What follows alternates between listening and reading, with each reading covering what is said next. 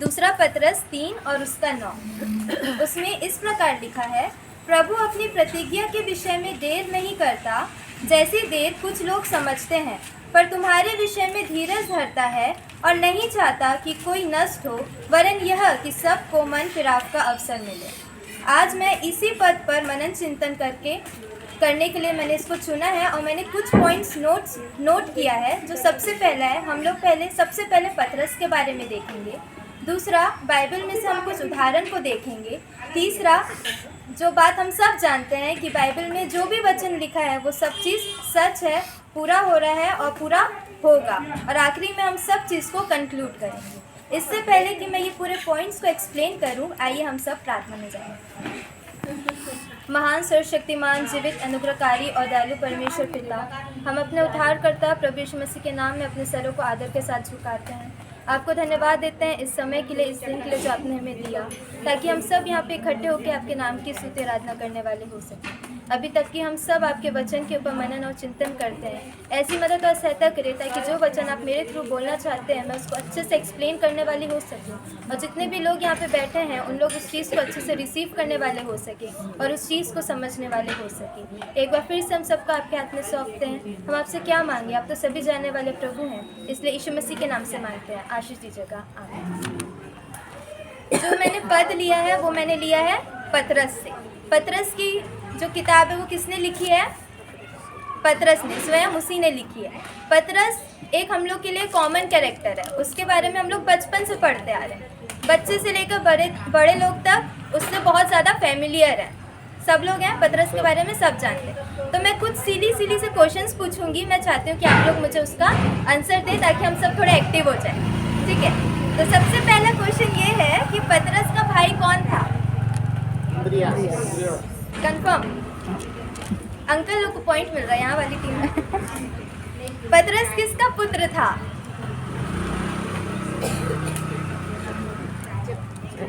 सोचिए पतरस किसका पुत्र था? योना का पुत्र था, ठीक है? पतरस किसका पुत्र था? योना का पुत्र था। पतरस का व्यवसाय क्या था? ये तो सबको पता होगा, क्या था? मछली पकड़ता था। और सबसे इम्पोर्टेंट क्वेश्चन, ये जो धर्मशास्त्र है अपना, उसमें सबसे ज़्यादा प्रभु यीशु मसीह का नाम लिया गया है, पर उसके बाद जिसका नाम लिया गया है वो कौन है? पतरस। तो हम लोग पतरस के बारे में बेसिक चीज़ें जानते हैं। अब पतरस एक इंसान था, बेसिकली वो एक इंसान था। तो हर एक इंसान में कुछ पॉजिटिव पॉइंट्स रहते हैं और कुछ नेगेटिव पॉइंट्स रहते हैं। तो हम पहले दोनों चीज़ को देखेंगे, ज़्यादा नहीं, 3 पॉइंट पहले देखेंगे। तो सबसे पहले अगर उसकी अच्छी चीज़ों को देखेंगे तो पतरस का विश्वास। पतरस का रियल नेम क्या था? शमौन था।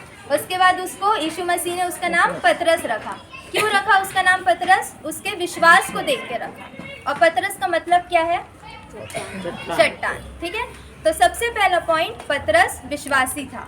दूसरा, पतरस आज्ञाकारी था। एक दृष्टांत आप सबको याद होगा कि पतरस मछुआरा था, वो रात में मछलियां पकड़ रहा था। उतने में यीशु मसीह आए और बोले कि तू अपने दाहिने हाथ में जाल फेंक, वहाँ से तेरे को मछलियाँ मिलेंगी। वो चाहता तो बोल सकता था इतना मैं अनुभवी हूँ, आप क्यों बता रहे हो मेरे को, या फिर कुछ भी इंसानी दिमाग में कुछ भी आता वो कुछ भी बोल सकता था, पर उसने कुछ नहीं बोला। चुपचाप जाके उसने दाहिने हाथ में जाला फेंका और उसको बहुत सारी मछलियाँ मिली। तो दूसरा, वो आज्ञाकारी भी था। तीसरा, उसका पश्चातापी मन भी था। आप लोग सब जानते हैं कि पतरस को यीशु मसीह ने बोला था कि तू मेरी कलीसिया की स्थापना करेगा, पर तब यीशु मसीह की मृत्यु हो गई थी। तब वो यीशु मसीह के और चेलों को लिया और जाके वापस अपने व्यवसाय करने लगा।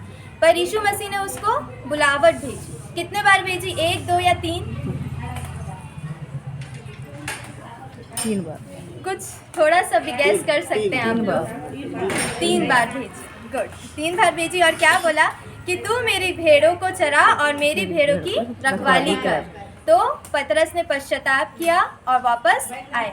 तो हम लोग ने 3 पॉइंट देखा। पतरस विश्वासी था, और क्या था? आज्ञाकारी था, और पश्चातापी मन भी था। अब उसके नेगेटिव एस्पेक्ट्स भी देखते हैं। वो था मनुष्य था, तो सबसे पहले उसके अंदर सेल्फ कंट्रोल नहीं था। गतसमनी का जो बाग था तो वहाँ पे तब इन लोग प्रार्थना कर रहे थे, तब 500 सैनिक आए थे यीशु मसीह को पकड़ने के लिए और सबके पास हथियार था।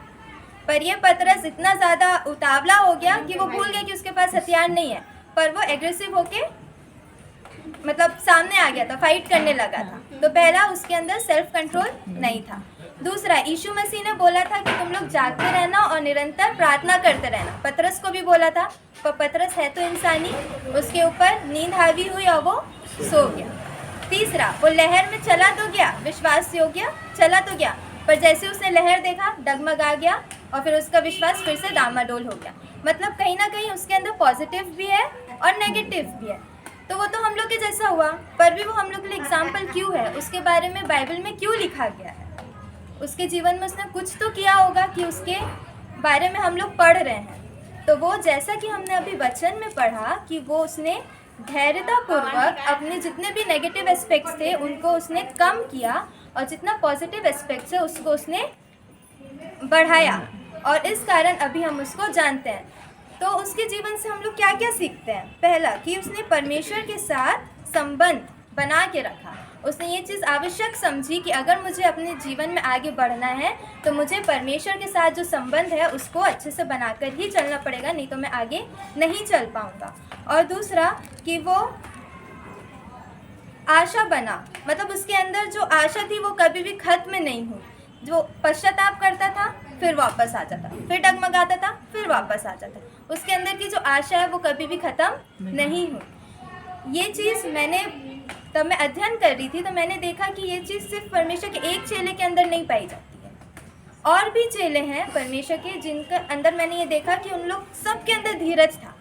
उन लोग सब थोड़ा बहुत डगमगा जाते थे फिर वापस आ जाते। तो अगर मैं उनके और एग्जाम्पल्स दूँ आपको, तो सबसे पहले अगर हम लोग अंद्रियास के जीवन के बारे में पढ़ेंगे। अंद्रियास भी चेले थे। अंद्रियास विश्वास योग्य थे, वो थोड़े से में बहुत ज़्यादा विश्वास करते थे। अगर आप लोग जानते होंगे तो अंद्रियास ने, पतरस को किसने मिलवाया था यीशु मसीह से?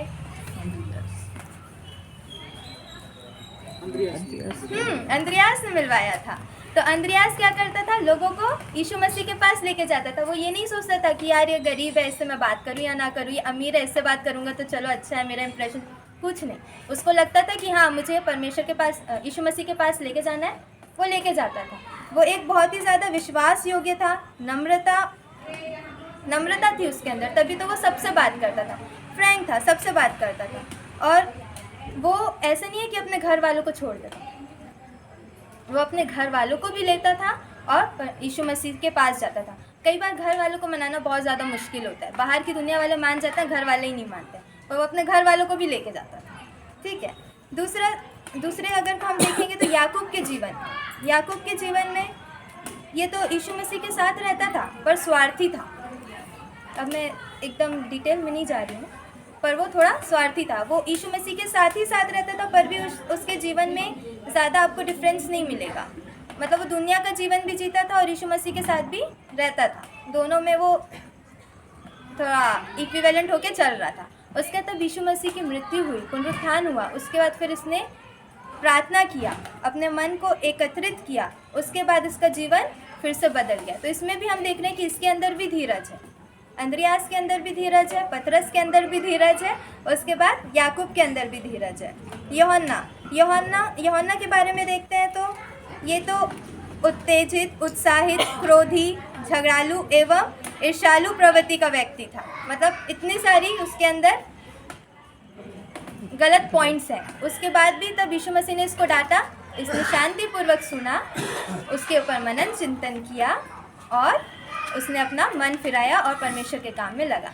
ये सब जितने भी एग्जाम्पल्स लिए हैं मैंने, ये सब मैंने लिए हैं बाइबल से, और बाइबल की हर एक बात सच होती है। ऐसी कोई भी चीज़ नहीं है जो बाइबल में झूठी लिखी गई है।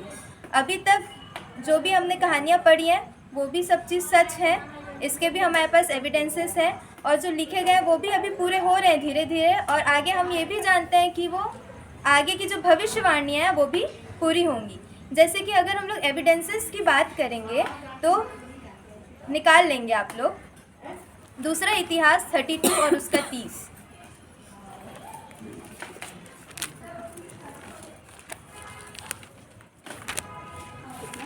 दूसरा इतिहास 32 उसका 30। उसी हिजकिय्याह ने गीहोन नामक नदी के ऊपर के सोते को पाटकर उस नदी को नीचे की ओर दाऊदपुर के पश्चिम की ओर सीधा पहुंचाया, और हिजकिय्याह अपने सब कामों में सफल होता था। Thank you. हिजकिय्याह ने कौन सी नदी के ऊपर गुफा बनवाई थी? गीहोन नामक, जो कि पाई जाती है यरूशलेम में। ये गुफा अगर आप लोग गूगल करेंगे जाके घर में, तो ये हिजकिय्याह की जो गुफा है अभी भी पाई जाती है। तो ये एक हमारे पास प्रमाण है कि आर्कियोलॉजिकल एविडेंसेस के हिसाब से ये हमें पहला एविडेंस मिला। दूसरा है मोआबाइट स्टोन। इसमें अगर हम लोग दूसरा राजा 3 आप लोग घर में जाके पढ़ सकते हैं, इसमें 2 राजा के बारे में बताया गया है। पहला है मेशा का राजा जिसका नाम था मोआब, और दूसरा इज़राइल का राजा जिसका नाम था ओमरी। तो ये जो मैं स्टोन की बात कर रही हूँ ये पाया गया था 1868 में, और इसमें दोनों राजा के नाम लिखे गए। तो ऐसा नहीं है कि बाइबल में ये वाली कहानी भी मनगढ़ंत है, ये भी नहीं है। ये वाली भी कहानी हमको प्रूफ मिलता है। तीसरा, नाजरत का हाउस। 2008 में एक आदमी था बेनीजाम, इसका क्रिश्चियनिटी से बहुत ज़्यादा चिढ़ता था। तो उसने मतलब पूरा अपना ताकत लगा रहा था कि उसे ये प्रूव कर सके कि यहाँ पे जितनी भी कहानियाँ हैं वो सब झूठी हैं। और उसने एक किताब भी लिखी थी, वो था द मिथ ऑफ नाजरत। उसने 2008 में ये सब काम किया। 2009 में इज़राइल में खुदाई हुई और वहाँ पे नाजरत के घर मिलना चालू हो गए। ठीक है, तो इससे ये प्रूफ होता है कि बाइबल में जितनी भी कहानियाँ हैं वो सब हिस्टोरिकली सही हैं। और अगर हम लोग ये देखें कि उनकी भविष्यवाणियाँ पूरी हो रही हैं कि नहीं, तो भविष्यवाणियाँ आप लोग भी जानते हैं कि बहुत सारी चीज़ें पूरी हो रही हैं। जैसे कि अगर हम लोग खोलेंगे मत्ती 24 उसका 6 और 8, कोई पढ़ देंगे।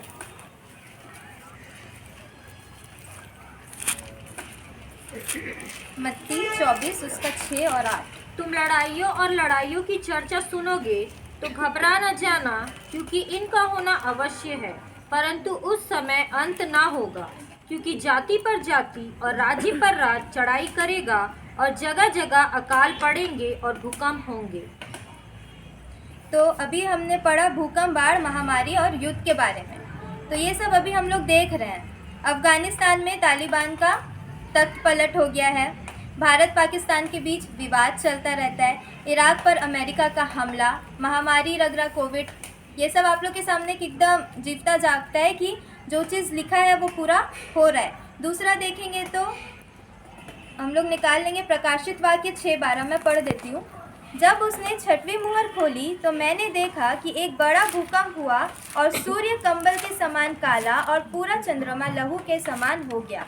अब आप लोग को अगर याद होगा तो हम लोग ने रेड मून के बारे में भी बहुत ज़्यादा पढ़ा है। रेड मून के बारे में 2014, 2015 को 4 बार चांद लाल हुआ था। 31 जनवरी 2018 को सुपर ब्लू ब्लड मून भी हमें देखने को मिला। इसका मतलब कि वो चीज़ भी पूरी हो रही है। तीसरा, नकली मसीहों का प्रकटन, ये भी बाइबल में पाया जाता है, जो कि है मत्ती 24 4 से 5। इसमें आप लोग पढ़ेंगे तो यहाँ पे आपको नकली मसीहों का प्रकटन मिलता है, जो कि हम लोग देख रहे हैं चीन, दक्षिण कोरिया, जापान, ये सब में हम लोग को देखने के लिए मिल रहा है। तो मेरे कहने का तात्पर्य ये है प्रियो कि बाइबल में जो भी लिखा है वो सच है, और वो सच हुआ है और आगे भी होगा। तो परमेश्वर का जो वचन अभी हमने पढ़ा कि धीरज रखो, धीरज हमें रखना है। परमेश्वर का जो भी मकसद है वो हमारे जीवन में ज़रूर पूरा होना है। और बाइबल में ये भी लिखा है कि परमेश्वर की मर्ज़ी के खिलाफ़ एक पत्ता भी नहीं हिलता। तो अगर हम मसीही परिवार में जन्मे हैं, अगर हमें ये अधिकार मिला है कि हम ये बाइबल को पढ़ें, हम लोग जैसे पैदा होते हैं हमें बाइबल मिल जाती है, हम कितने लकी हैं कि हम उसके वचन को पढ़ सकते हैं। तो हम चुने हुए लोग हैं, और अगर हम चुने हुए लोग हैं मतलब उनका जो मकसद है ईश्वर का वो हमारे जीवन में पूरा होगा। और अगर हम जीवित हैं इसका मतलब है कि आगे हम जब तक जीवित हैं उनका जो मकसद है वो हमारे जीवन में पूरा होगा ही होगा। तो हमको सिर्फ एक काम करना है कि हमें हमारे जो नेगेटिव एस्पेक्ट्स हैं उसको हमको ओवरकम करना है, हमारे जो अच्छी चीज़ें हमको उसको आगे लाना है, परमेश्वर के साथ बने रहना है। और एक दिन हो सकता है कि हम भी उदाहरण बन सकें, जैसे कि पतरस और भी लोग बने। परमेश्वर आप सभी को आशीष दे। आइए हम सब प्रार्थना करेंगे।